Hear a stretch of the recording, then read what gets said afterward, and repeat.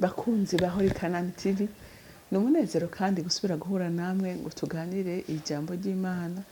Ariko imbere yo kudutangura kuganira, reka tubanze dusenge. Mwami wanje, Mana yanje, tiye bugufi imbere yawe muri iki gitondo cyiza. Mwami, nje ngushimira ubuntu bwawe butangaje Mana. Nje ngushimira ko witwararika bawe ko bukeye nuko bwije. Watwitwararitse Mana, tuvuye amahoro kandi tuvyuriye mu gikorwa cawe. None nsavye inkomezi zawe, nsavye ishurirwa riva kuri wewe, kandi n'abandi bose ndabasengeye Mwami bakurikirana CANAAN TV, ngo bahezagire bagire inzara n'inyota yo gukunda ijambo, kandi Mwami Mana ubahereze n'umugisha ugaragara mu byo bakora byose, uzobukoze nyaguhoraho. Mana ndagushimiye kandi ndakuninahaje, icyubahiro cyose n'amashimwe aba yawe ni mu izina ryawe ryera Yesu Kristo umwami wanje, senze nizeye kuvyumvise. Amen, amen. Ijambo rero Imana impaye kubaganiriza ni ijambo rivuga ngo mbega n'uyuhe mushinge dukwiye kubakisha kugira ubugingo bwacu ntibunyiganyige. Haleluya. Hariho umushinge dukwiye kubakira kugira ngo ubugingo bwacu ntibunyiganyige, naho twahura n'intambara, naho twahura n'ibyago tugakomera. Haleluya, haleluya.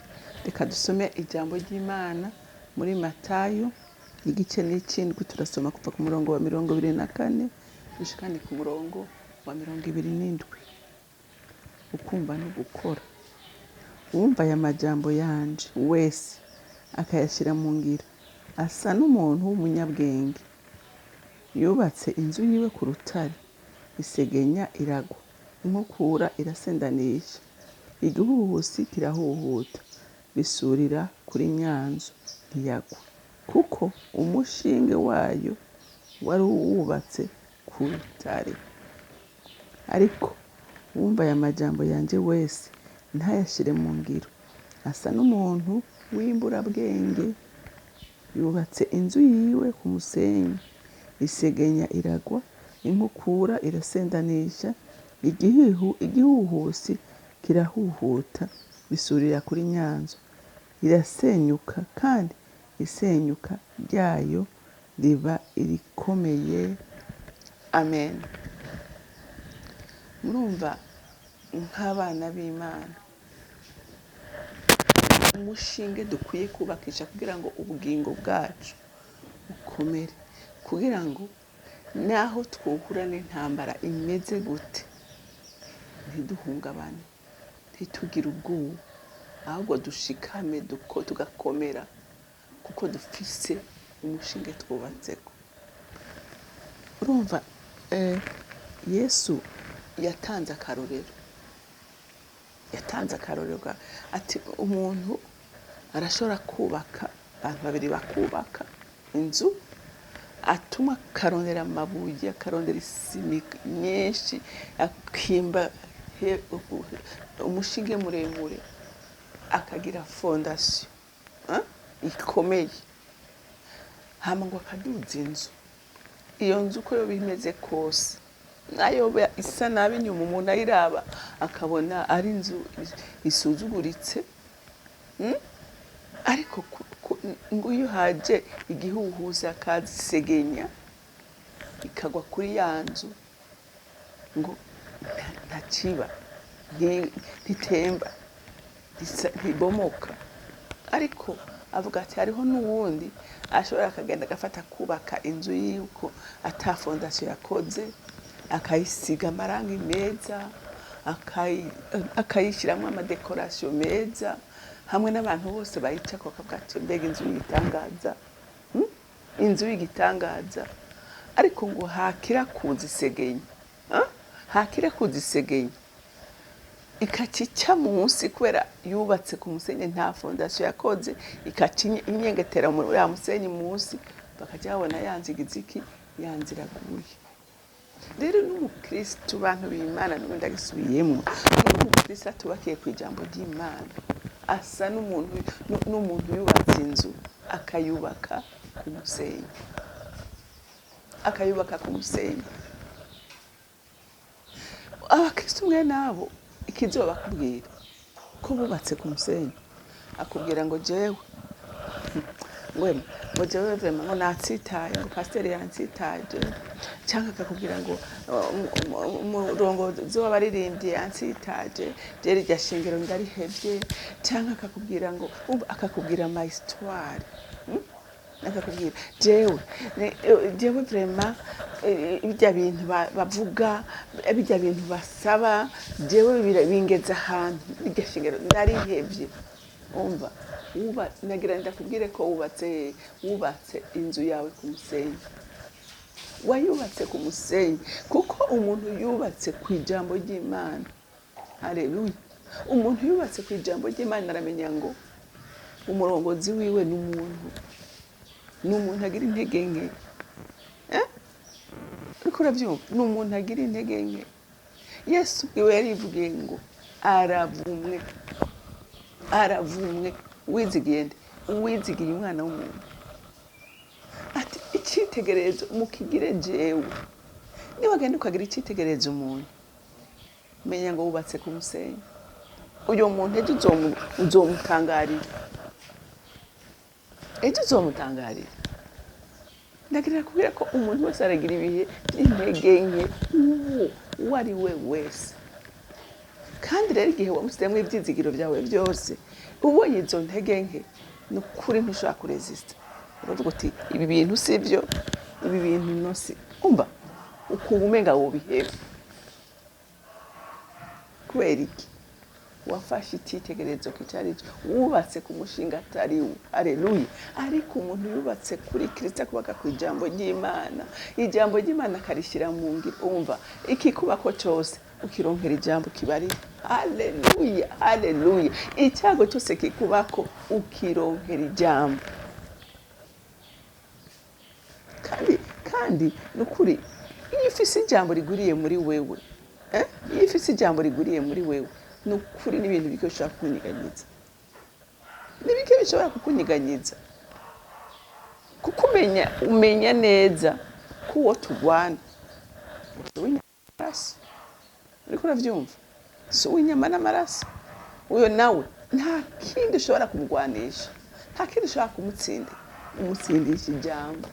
Haleluya. Uyatinya ijambo. Ikigwanisho kimutsinda n'ijambo ry'Imana. Kandi ryo nawe iyo uryijuje riragukomeza. Ukumva ko hariho umuntu wabwiye n'ingorane zawe, ukumva mu mutima wawe ugiziki uruhutse. Haleluya. Rero umuntu w'Imana ndakwinginga ngo wubakire kuri iri jambo. Wubakire kuri uwumva aya majambo yanjye wese akayashyira mu ngiro. Sibyo? Si ukuyumva gusa. Erega rero n'abantu nukuri bijije mu jambo. Ugasanga bararifise amaverse yazi ku mutwe niyo ukeneye verse wabuza witora uyibazaho. Umugabo ntiyigeze ayashira mu ngiro.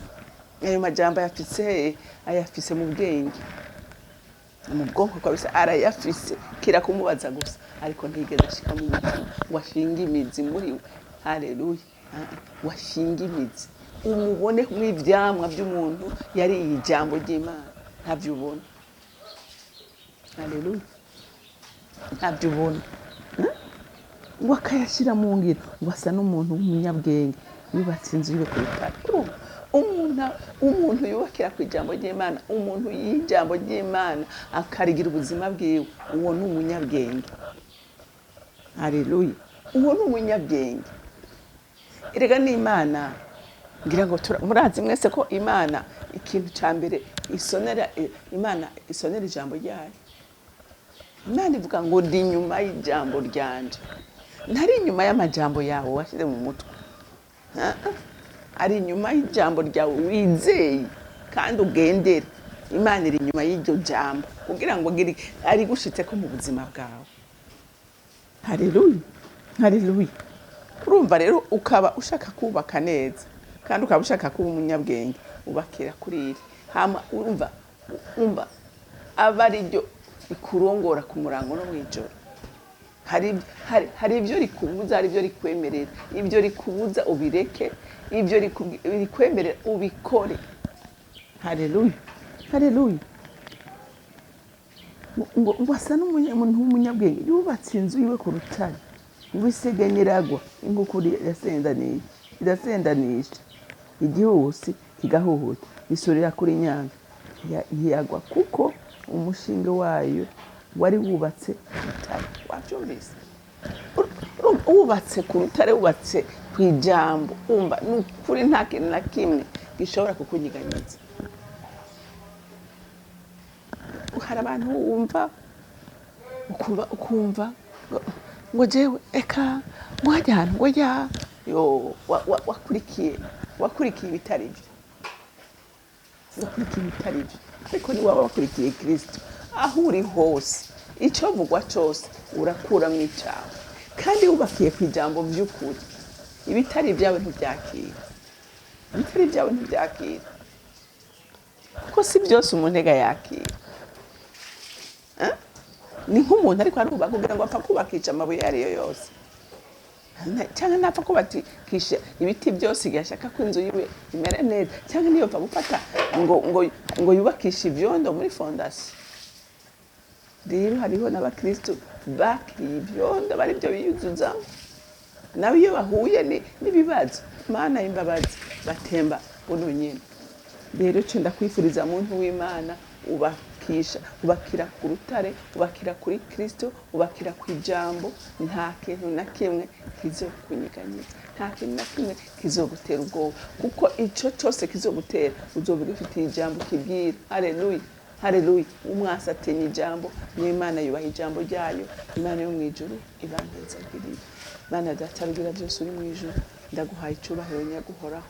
Watugiriye neza ko waduhaye ijambo ryawe, ngo barije twubakako kugira ngo tubashe mwami Imana kugira imizi igera kure, ntitunyiganizwe n'ibihe, ntitunyiganizwe n'ibyo duhura nabyo, ariko tubyizere. Kandi waryizeye wese ntiryigeze riramukorera, ntiryigeze rimumara amazi.